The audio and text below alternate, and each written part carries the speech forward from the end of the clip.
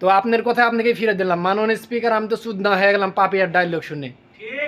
আবার প্রবাসী ভোটাররা রেমিটেন্স দেয়, তো তাদের পরিবারের জন্য তারা টাকা পাঠায়, তাদের পরিবার ভিটামাটি বিক্রি করে ছেলেকে বিদেশ পাঠায়, তো সে তার দায়িত্ব আছে তার পরিবারকে টাকা পাঠানোর। তার জন্য বাংলাদেশের রাজনীতিতে অংশ দিতে হবে, ভোটার বানাতে হবে। কে বলছে? বাংলাদেশের সুখ দুঃখ একটা নিরাপদ জায়গা থেকে তারা প্রতিবাদ করে।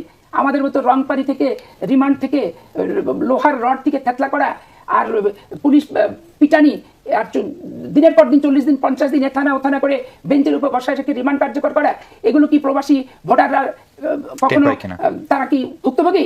তো ভুক্তভোগী না তো ভোটার ভুক্তভোগী হতে যাবে কেন? ভোটের অংশ তার হতে যাবে কেন? এগুলো মাঠ থেকে কি সুপারিশ আসে এটা আগে বুঝতে হবে। মানে পাপিয়া চৌধুরী ডায়লগ পাপিয়া চৌধুরীকে মানে প্রয়োগ করা হলো।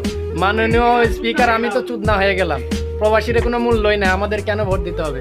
আরে ভাই, প্রবাসীরা যদি সকলেই হুন্ডিতে টাকা পাঠায় বাংলাদেশ অচল হয়ে যাবে। এটা কি জানেন আপনি? বাংলাদেশ অচল হয়ে যাবে সবাই যদি হুন্ডিতে টাকা পাঠায়। আপনি কেমনে কি বলেন? আপনারা তো 2 দিন রাজনীতি করার পরে জেলে যাবেন, জেলের থেকে বের হয়ে আবার টাকার পাহাড় করবেন। সেটা কেমন করে? অন্যায় ভাবে এই প্রজেক্ট সেই প্রজেক্ট থেকে টাকা পাহাড় করে সেই টাকা আপনারা বিদেশে রপ্তানি করবেন, টাকা রপ্তানি করবেন, টাকা পাচার করবেন।